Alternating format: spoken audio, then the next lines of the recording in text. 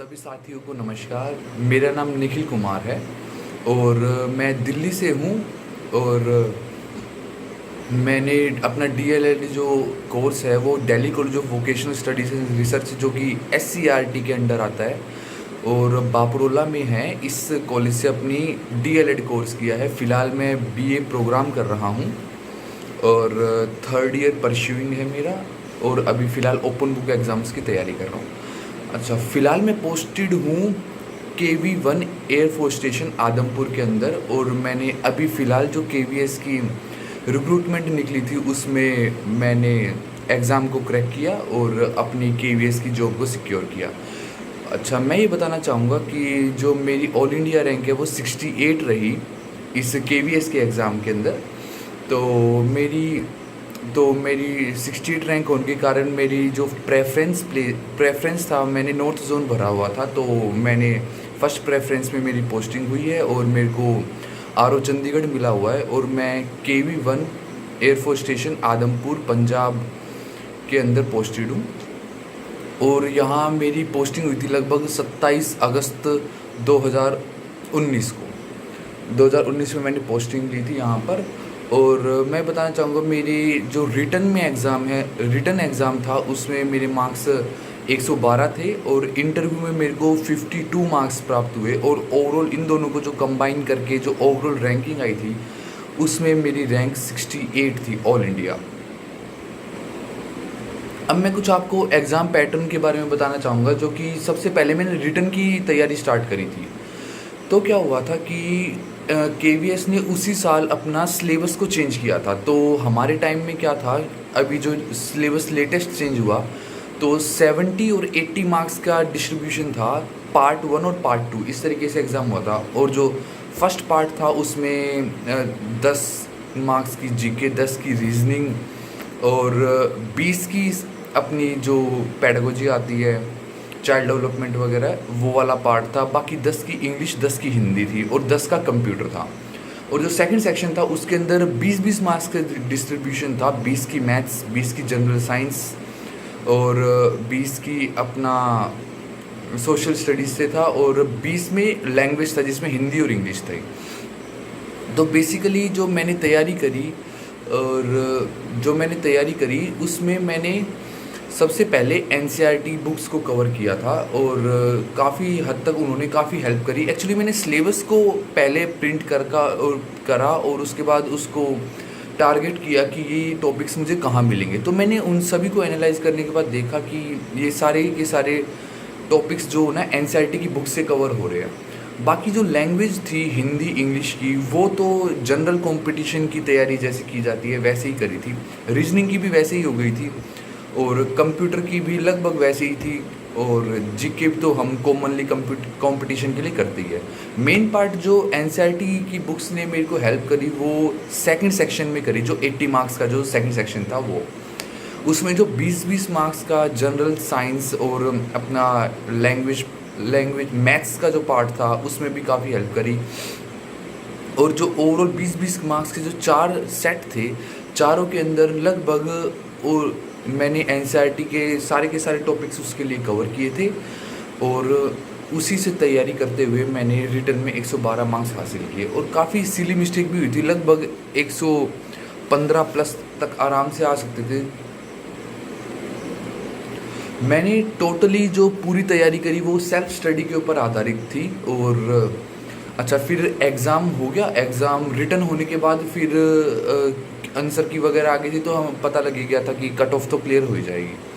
तो मैंने इंटरव्यू की तैयारी स्टार्ट की। अब इंटरव्यू में सबसे बड़ा पंगा था कि तैयारी कैसे करें, कहाँ से करें। तो फिर मैंने क्या किया, मैं अपना एक्सपीरियंस बताता हूँ। मैंने सबसे पहले वही सब यूट्यूब वगैरह पे फॉलो करना स्टार्ट किया। काफ़ी लोगों ने ऑनलाइन और ऑफलाइन बैचेस स्टार्ट कर दिए इंटरव्यू के लिए। तो फिर हमने, अच्छा, इंटरव्यू के टाइम पे ऐसा होगा, आप सब भी तैयारी करोगे जब भी होगा, कि लोग स्कैम बहुत चलाते हैं।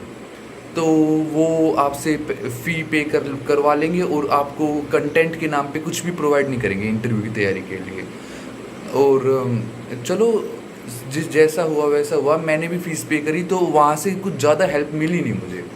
व्हाट्सएप टेलीग्राम ग्रुप बनवा दिए गए हमारे फ़ीस पे करके, और फिर उसके बाद मतलब वो मज़ा नहीं आया। लेकिन मुझे फिर बेसिकली हेल्प मिली, मैं फिर ऐसे यूट्यूब ब्राउज़ करता रहा, तो मैंने ये अंकित सर का जो यूट्यूब चैनल था उस पे मैंने पहले वीडियोस देखी कुछ, तो उन्होंने भी उसी दौरान ही अपनी वीडियोस बनानी स्टार्ट करी थी। तो उन्होंने जो है अपनी, देखो इंटरव्यू में बेसिकली सबसे पहले इंट्रोडक्शन, फिर वो थोड़ा नॉलेज चेक करते हैं, उसके बाद डेमो देते हैं, डेमो क्लास लेनी होती है। तो अंकित सर ने काफ़ी सारी डेमो क्लासेस डाली हमारे लिए, क्योंकि अब इंट्रोडक्शन वगैरह तो अब हम इस लेवल पे है, एक टीचिंग प्रोफेशन में जाना चाहते हैं, वो हम खुद अपना प्रिपेयर कर सकते हैं। फिर नॉलेज पार्ट, अब किसी ने रिटर्न क्लियर किया है तो ऑब्वियस सी बात है नॉलेज उसमें होगी, नॉलेज चेक हो चुकी होती है, बस वो वहाँ पर हल्का सा आपको टेस्ट कर रहे होते हैं कि आपको थोड़ा कंफर्ट जोन प्रोवाइड करने के लिए बेसिक छोटी छोटी नॉलेज, हल्की हल्की बातें पूछ रहे होते हैं। वो कोई ज़्यादा डीप, उनको पता है सब रिटर्न क्लियर करके आए हैं, तो वो इतना नॉलेज पे फोकस नहीं कर रहे होते। फिर जो है मेन उनका होता है डेमो क्लास को देखना कि आप एज ए टीचर या एज ए टीचिंग क्लास में सिचुएशन में कैसे टीच करोगे। तो मैंने यूट्यूब में दी जोरावर क्लासेस नाम का जो ये चैनल है, इसको मैंने सबसे पहले देखना स्टार्ट किया। तो अंकित सर ने काफ़ी अच्छी अच्छी एक्टिविटी पर आधारित जो है अपना डेमोज डाले हुए थे इंटरव्यू के लिए। तो इंटरव्यू में मेरी काफ़ी हेल्प हुई इस चीज़ के लिए। अच्छा, मैं इंटरव्यू में जो हुआ वो बताऊंगा, लेकिन मैंने तैयारी कैसे करी वैसे बताता हूँ आपको। फिर एक प्रतीक सर है, उनका चैनल का नाम तो याद नहीं आ रहा है, लेकिन भाई प्रतीक सर ने उन दौरान उन्होंने डेमो क्लासेस तो नहीं डाली, लेकिन उन्होंने केवीएस की, मतलब केवीएस में ना काफ़ी सारी स्कीम्स चलती रहती है, जैसे बैक टू बेसिक्स या शाला दर्पण, ये अपना स्कूल के अंदर जो प्रोग्राम्स चलते रहते हैं उन सब के बारे में उन्होंने काफ़ी नॉलेजेबल वीडियोस डाली, 10-10 15-15 मिनट की। तो काफ़ी उनसे हेल्प मिली, मतलब केवीएस के बारे में जानने का मौका मिला। तो उसके रिगार्डिंग काफ़ी हेल्प मिली हमको।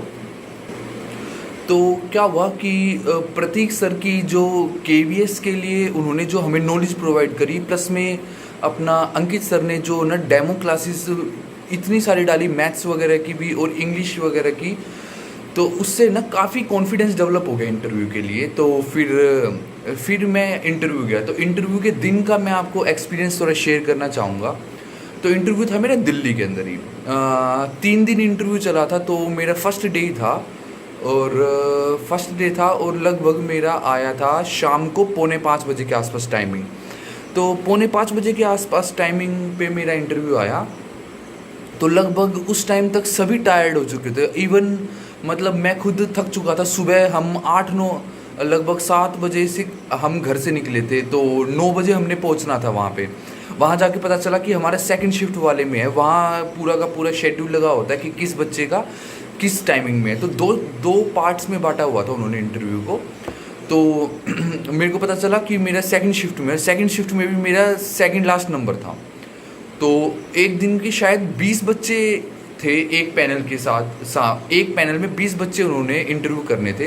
तो 10 बच्चे फर्स्ट शिफ्ट में, 10 बच्चे सेकंड में थे, और उसमें भी मेरा सेकंड शिफ्ट में भी मेरा 9th नंबर था। यानी कि ओवरऑल 20 बच्चों में से मेरा पूरे दिन में जो 20 बच्चे हैंडल करने थे उसमें मेरा 19वां स्थान था। तो भाई 4:45 हो गए थे और इंटरव्यू लेने वाले भी थक चुके थे और मैं भी थका हुआ था बहुत ज़्यादा, पूरे दिन से वेट कर करके, थोड़ा एक्साइटेड भी था। फिर जैसे इंटरव्यू के रूम में मैं घुसा, उन्होंने बैठने के लिए बोला, बैठ गए। तो उसके बाद क्या हुआ कि उन्होंने इंट्रोडक्शन वगैरह कुछ नहीं लिया, क्योंकि वो सुबह से सभी बच्चों के इंट्रोडक्शन ले लेके थक चुके थे। फिर क्या हुआ कि उन्होंने थोड़ा सा नॉलेज के क्वेश्चंस पूछना स्टार्ट किए, कि जैसे मुझसे पूछा कि एक बच्चा है जो कि कभी स्कूल नहीं गया है, वो सीधा 5th क्लास में आ गया है। तो 5th क्लास में सीधा उसको ABCD क्या कुछ भी नहीं आ रहे होते, आप उसके क्लास टीचर हो और आपको अब उसे हैंडल करना, आप उसको कैसे पढ़ाओगे। तो मतलब सिचुएशन बेस्ड क्वेश्चन उन्होंने दिया। और मेरा इंटरव्यू हिंदी में ही चला था, क्योंकि मेरे पैनल में 4 जने थे। एक सर थे साउथ इंडियन, बाकी 3 थे मेरे को तो मतलब हिंदी स्पीकर ही थे वो तीनों, बस वो साउथ इंडियन सर ने इंग्लिश में एक दो क्वेश्चन पूछे थे, तो मैंने इंग्लिश में जवाब दिया था उनका, बाकी हिंदी में इंटरव्यू मेरा चला। तो क्या हुआ, उन्होंने सिचुएशन क्रिएट करी, तो मैंने काफ़ी मतलब फोकस किया, काफ़ी बताया कि कैसे कैसे मैं मतलब मैंने बताया भाई बच्चा बड़ा है तो उसका कंसेप्ट क्लैरिटी है, तो लेकिन हम उसके अंदर जो डेवलप करेंगे वो काफ़ी जल्दी, और छोटे बच्चे के मुकाबले वो चीज़ें जल्दी ग्रैस्प करता चला जाएगा। लेकिन काफ़ी मैंने सेटिस्फाई करने की कोशिश करी, लेकिन सो साउथ इंडियन सर बोले कि अकॉर्डिंग टू RTE बताओ कि आप उस बच्चे को के ऊपर क्या करोगे, RTE 2009। तो मैं मतलब वहाँ पर होच पोच हो गया। एक्चुअली में फिर मेरे को रास्ते में याद आया कि वो ये पूछना चाह रहे थे कि RTE एक्ट में लिखा हुआ है कि भाई ऐसा कोई बच्चा आए तो हम उसको एक्स्ट्रा क्लासेस देंगे, टीचर का फ़र्ज़ बनता है उसको एक्स्ट्रा क्लासेस प्रोवाइड करना। वो मेरे से ये सुनना चाह रहे थे, लेकिन मैं वो बता नहीं पाया। खैर छोड़ो, और काफ़ी और छोटी मोटी चीज़ें और पूछी। तो एक सर थे, उन्होंने बोला कि मतलब लैंग्वेज स्किल्स बताओ, कोई 3 लैंग्वेज स्किल बताओ। तो मैंने बोल दिया लिसनिंग, स्पीकिंग, रीडिंग, राइटिंग। तो फिर बगल वाले सर बोले कि हमने तो 3 ही पूछे थे, आपने 4 बता दिए। तो फिर मैंने बोला कि सॉरी सर। तो वो फिर सर बोले कि चलो कोई नहीं, अब लैंग्वेज स्किल्स को डेवलप करते हुए अपना लेसन प्लान डिलीवर करो या अपना टीचिंग कराओ, इंग्लिश की टीचिंग कराओ, लेकिन उससे लैंग्वेज स्किल्स डेवलप होनी चाहिए। फिर मैंने खड़ा हुआ, और तो अंकित सर के चैनल पे जाके आप देखोगे, मैं इस बारे में बताऊंगा नहीं है मैंने कैसे इंटरव्यू दिया, तो आप अंकित सर के चैनल पे जाना, और उन्होंने एक वीडियो डाली हुई है प्रीपोजिशन के लिए। मैंने वहाँ पर उस प्रीपोजिशन के सेम टू सेम जैसे अंकित सर ने बताया हुआ है, सेम टू सेम वैसे का वैसा वही पे डिलीवर कर दिया। उन्होंने कोई टॉपिक नहीं बोला था, तो टॉपिक वो मेरे को फ्रीडम मिल गई थी। तो मैंने प्रॉपर एक्टिविटी के साथ जैसे अंकित सर ने उस वीडियो में बताया, मैं बिल्कुल नहीं बताऊंगा मैंने कैसे डेमो दिया, आप उस वीडियो को जाके देखना, बिल्कुल सेम मैंने वैसे ही डेमो दिया। तो फिर मेरे को बीच में ही सर ने रोक के बोला बस बस बस ठीक है बैठ जाओ। तो वो इतना इम्प्रेस हो गए मतलब डेमो से, क्योंकि मेरा बस एवरेज चल रहा था इंटरव्यू, क्योंकि मैंने वो RTE एक्ट के थ्रू जो वो क्वेश्चन पुट कर रहे थे मैं वो क्लियर नहीं कर पा रहा था उनको, लेकिन फिर डेमो से वो इम्प्रेस हो गए। फिर उन्होंने सर ने बोला कि भाई एक पोएम और सुना दो हिंदी की। अच्छा, इंग्लिश की प्रेपोजिशन थी, तो मैंने टोटली इंग्लिश में बोलते हुए अपना पूरा का पूरा डेमो दिया था। तो हाँ, इंग्लिश स्पीकिंग में थोड़ा अपना स्किल आप हाथ मजबूत कर लेना कि इंग्लिश में बोलते हुए, अगर इंग्लिश का टॉपिक पढ़ा रहे तो आप इंग्लिश में ही कन्वे करना। तो उन्होंने बोला कि हिंदी की अब पोएम सुनाओ, क्योंकि इंग्लिश स्किल उन्होंने देख ली थी कि बोलने में कैसी है। तो हिंदी में उन्होंने कहा हिंदी की कोई पोएम सुनाओ, तो मैंने हिंदी की पोएम प्रॉपर गेस्चर्स वगैरह के साथ करते हुए सुनाई। तो उन्होंने कहा बस ठीक है जाओ। और लिटरली आप यकीन करना, मेरा इंटरव्यू 5 मिनट से 7 मिनट तक चला। अब ये भी बच्चे में भ्रम होता है बहुत ज़्यादा कि 20 मिनट चला, 25 मिनट चला, आपका इंटरव्यू बिल्कुल क्लियर हो गया, बहुत अच्छे नंबर आएंगे। भाई ये आपका मिथ है। मेरा 5 से 7 मिनट, मैं बाहर आया, बाहर जो 20वीं जो कैंडिडेट बैठी थी उसने मेरे को बोला, मैंने उसको पूछा कि ना कितनी देर लगी, तो उसने घड़ी में टाइम देके बताया कि ना 6 या 7 मिनट ही चली, क्योंकि अंदर हम फ़ोन वगैरह साइलेंट था, तो मैंने टाइम वगैरह देखा नहीं था ना नोट किया था। तो फिर बाहर आके मैं भी थोड़ा कंफ्यूज हो, क्योंकि मैंने भी सुना हुआ था कि भाई 20 मिनट 25 मिनट या 30 मिनट इंटरव्यू चलेगा तो ये आपका क्लियर हो रहा होगा। लेकिन फिर रिजल्ट आया तो मैंने देखा मेरे 52 मार्क्स थे इंटरव्यू में। तो ओवरऑल मतलब मैं बस ये बोलना चाहूँगा कि इंटरव्यू मेरा पूरा का पूरा मतलब एवरेज चल रहा था, पता नहीं मार्क्स कैसे देते, लेकिन डेमो ने जो मैंने टीचिंग का डेमो दिया उससे पूरा का पूरा इंटरव्यू मेरे फेवर में आ गया। तो कहने का मतलब ये है कि बस आप डेमो टीचिंग अगर एक्सीलेंट कर देते हो ना, तो वो आपको रोकेंगे नहीं, क्योंकि नॉलेज आपकी चेक हो ही चुकी है। बस क्योंकि ऑन द स्पॉट पूछने में बच्चा होच पोच हो ही जाता है, देखो क्लियर बात है, आप भी हो सकते हो, मैं भी हो सकता हूँ। तो क्या हुआ, बस उनको नॉलेज तो चेक करनी नहीं होती, वो बस थोड़ा कंफर्टेबल जोन प्रोवाइड कर रहे होते हैं। तो इंटरव्यू वाले दिन मेरे साथ ये हुआ। फिर मैं आपको अब मैं बताना चाहता हूँ आपको कि मतलब कि कोचिंग क्लासेस सबसे पहले रिटर्न के लिए हेल्पफुल है नहीं, और फिर बताऊंगा इंटरव्यू के लिए हेल्पफुल है नहीं। मैं अपना खुद का एक्सपीरियंस बताता हूँ। तो सबसे पहले कोचिंग क्लासेस मतलब मैं ये मानना है कि कोचिंग क्लास आप जाओ, ये इसलिए नहीं कि आप सीखने के लिए जाओ, अपना भ्रम तोड़ने के लिए जाओ। देखो मैं क्लियर बता रहा हूँ कि कोचिंग सेंटर्स जो है कमाई का ज़रिया बने हुए हैं। क्लियरिटी है, अपने सेल्फ स्टडी से बेस्ट स्टडी कोई भी नहीं है। अपने आप खुद सर्च करो, अपने टॉपिक्स को खुद कवर करो, ठीक है। और आप इतने बड़े हो चुके हो कि आप अपने टॉपिक्स को या एनसीईआरटी की बुक से या ऑनलाइन अगर आपने सर्च करना है यूट्यूब से, आपके पास केवीएस ने सिलेबस को प्रिस्क्राइब करा हुआ है, तो उसके बाद फिर आप इतने बड़े तो हो कि आप अपना टॉपिक खुद सर्च कर सको। तो उसी वक्त उसी साल में जो है हमारा जो है सिलेबस चेंज हुआ था, तो मुझे पता था कि ना इन कोचिंग सेंटर्स के लिए भी ये नया है और मेरे लिए भी ये नया है। तो कोचिंग सेंटर्स के लिए खुद ये चीज़ नई थी, तो मुझे उन पर भरोसा हुआ नहीं। बाकी कोचिंग का मेरा बिल्कुल मूड भी नहीं था। अगर सिलेबस चेंज ना भी होता ना, तो भी मैं इंटरव्यू की अपना रिटर्न की कोचिंग वैसे भी नहीं लेता। हालांकि मैंने एक बार डीएसएसबी के लिए कोचिंग ली हुई है, लेकिन फिर अगेन मैं यही कहना चाहूँगा कि एक बार कोचिंग लेना ज़रूरी है, ताकि आपका भ्रम टूटे कि बाहर क्या हो रहा है, कि मार्केटिंग कैसे चल रही है, ठीक है। तो और बच्चों के आप का कंपटीशन पता चलता है कि और बच्चे कहाँ स्टैंड कर रहे हैं, कि कहाँ जा रहे हैं।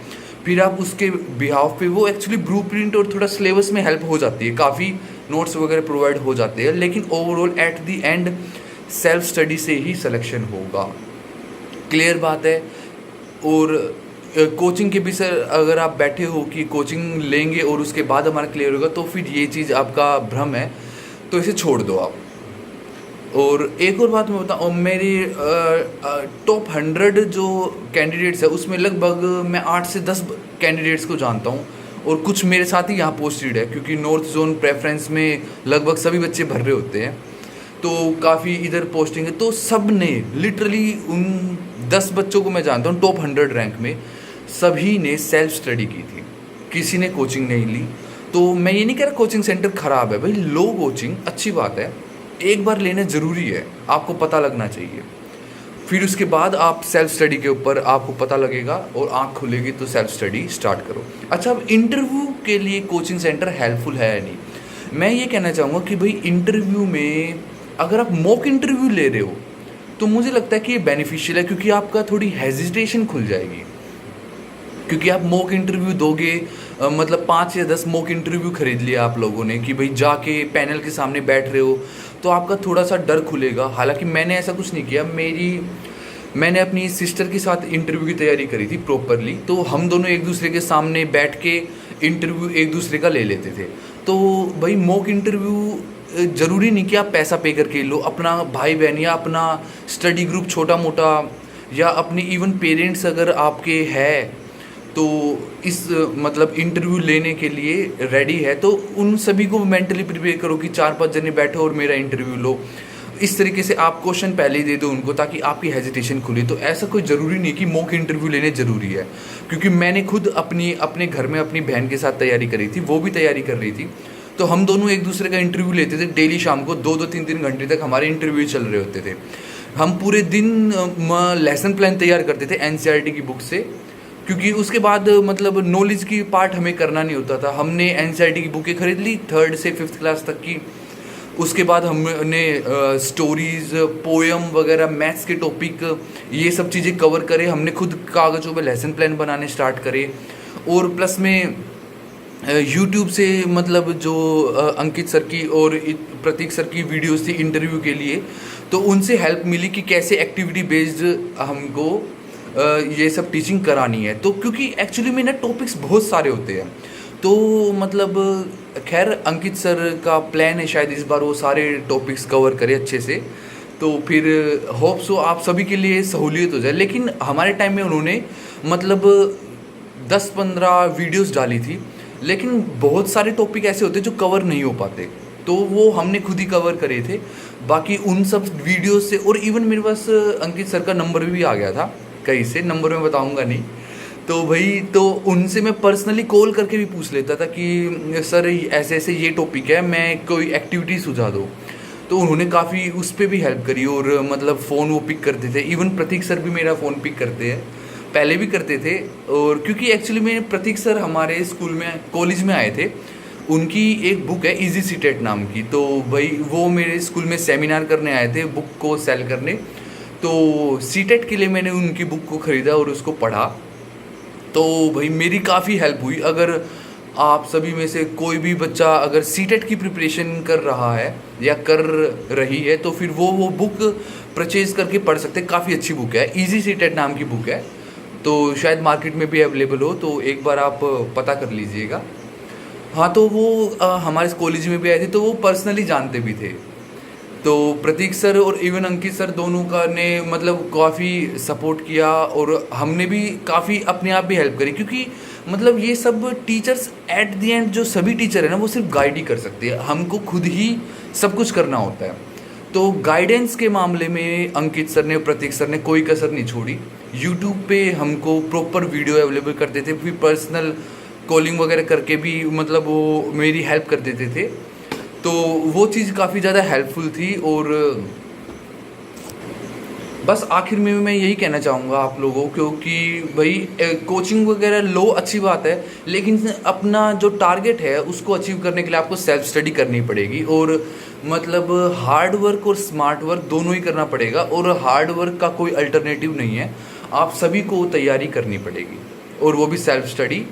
और इंटरव्यू के लिए मैं कहना चाहूँगा कि भाई अगर आपके पेरेंट्स या फैमिली मेम्बर या ब्रदर सिस्टर कज़न्स वगैरह या कोई फ्रेंड्स ग्रुप नहीं है तो आप मॉक इंटरव्यू ज्वाइन कर सकते हो। नहीं तो उन सभी को आप मनाओ कि वो आपका डेली मतलब इंटरव्यू ले, रिटर्न के बाद की मैं बता रहा हूँ आप लोगों को, ठीक है।